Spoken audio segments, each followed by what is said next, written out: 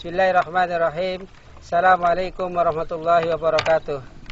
Rahasia binatang dalam Al-Quran. Saudaraku rahimakumullah, dalam Al-Quran ada nama-nama binatang diabadikan dalam nama surat. Misalnya Al-Baqarah, artinya sapi betina. Kemudian Al-An'am, binatang ternak. An-Nahl, lebah. An-Naml, semut. Al-Ankabut, laba-laba. Al-Adiyat, kuda perang. Al-Fil, gajah. Sahabatku rahimakumullah, ada sekitar 20 nama binatang dalam Al-Quran. Yang binatang itu dalam kategori bertulang belakang dan tidak bertulang belakang, dari yang terkecil sampai yang besar. Diyakini oleh para peneliti, binatang-binatang yang disebutkan dalam Al-Quran itu punya keistimewaan. Yang pertama misalnya unta.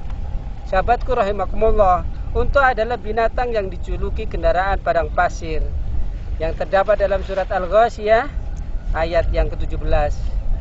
Surat 88 ayat 17. Afala yanzuruna ilal ibili kaifa khuliqat.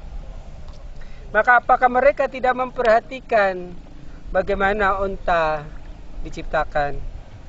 Sahabatku rahimakumullah, unta ialah didesain bertahan hidup di cuaca yang ekstrim di padang pasir. Ketika badai pasir menerpa, kelopak matanya yang transparan menjadikannya tetap bisa mengamati keadaan sekitar, walaupun matanya tertutup. Hidungnya pun didesain memiliki penutup khusus agar debu dan pasir tidak mengganggu pernapasannya. Kemampuannya meminum air hingga sepertiga tubuhnya dalam waktu relatif cepat, dan persediaan lemak di punuknya hingga 40 kilo, menjadikannya mampu bertahan hidup 8 hari dalam suhu 50 derajat Celcius. Maka ketika Allah berfirman, afala yanzuruna ilal ibili kaifa khuliqat, apakah kamu tidak memperhatikan bagaimana unta itu diciptakan? Maka sungguh sangat luar biasa keistimewaan unta. Kemudian yang kedua, lalat. Serangga ini disebutkan dalam Al-Quran surat Al-Had ayat 73, surat 22 ayat 73. Ya ayuhan nas, duriba mathalun fastami'u lah, innal ladzina tad'una min dunillahi la yahluku dzubaban walau istama'u lah, wa iyaslubuhumuz dzubabu syai'an la yastankizuhu minhu Daufat talibu wal matlub. Sahabatku rahimakumullah, dalam ayat ini Allah berfirman, hai manusia, telah dibuat perumpamaan, maka dengarkanlah olehmu perumpamaan itu. Sesungguhnya segala yang kamu seru selain Allah sekali-kali tidak dapat menciptakan seekor lalat pun, walaupun mereka bersatu menciptakannya. Dan jika lalat itu merampas sesuatu dari mereka, tiadalah mereka dapat merebutnya kembali dari lalat itu. Amat lemahlah yang menyembah dan amat lemah pula lah yang disembah. Sahabatku rahimakumullah, orang begitu sombong kadang-kadang di depan Allah, mengaku kuasa, paling hebat dan sebagainya. Tetapi ketika ditantang, coba kamu menciptakan lalat, bisa apa tidak? Tentu tidak akan bisa. Kemudian yang ketiga disebutkan dalam Al-Quran ada burung gagak. Ini dalam surat Al-Ma'idah ayat 31. Surat 5 ayat 31. Faba'atallahu ghuraban yabhasu fil ardi liyuriyahu kaifa yuwari sawata ahi. Qala ya wailata a'ajaztu an akuna mithla hadzal ghurabi fa uwariya sawata ahi fa asbaha minan nadimin. Sahabatku rahimakumullah, kemudian Allah menyuruh seekor burung gagak menggali-gali di bumi untuk memperlihatkan kepadanya, dalam hari ini Qabil, bagaimana seharusnya menguburkan mayat saudaranya Habil. Berkata Qabil, aduhai celaka aku, mengapa aku tidak mampu berbuat seperti burung gagak ini, lalu aku dapat menguburkan mayat saudaraku ini.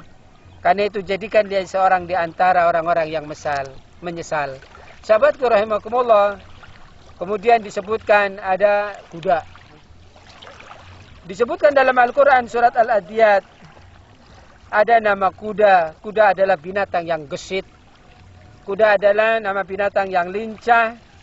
Kuda adalah binatang yang tangguh untuk menjelajahi berbagai medan, bahkan dalam peperangan sekalipun. Zaman akhir nanti, sahabatku rahimakumullah, kuda itu menjadi kendaraan yang luar biasa. Ketika teknologi sudah hancur di zaman akhir, maka kuda pun akan menjadikan kendaraan pilihan. Yang kelima, rayap.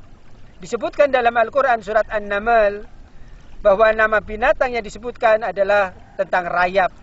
Rayap itu sanggup menembus tembok yang tebal, melubangi benda-benda keras seperti plastik untuk mencapai sasarannya. Uniknya saudaraku, pekerjaan yang sulit ini dilakukan hanya oleh pekerja rayap-rayap yang ternyata buta.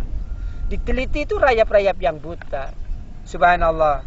Ada lagi saudaraku, burung hudhud.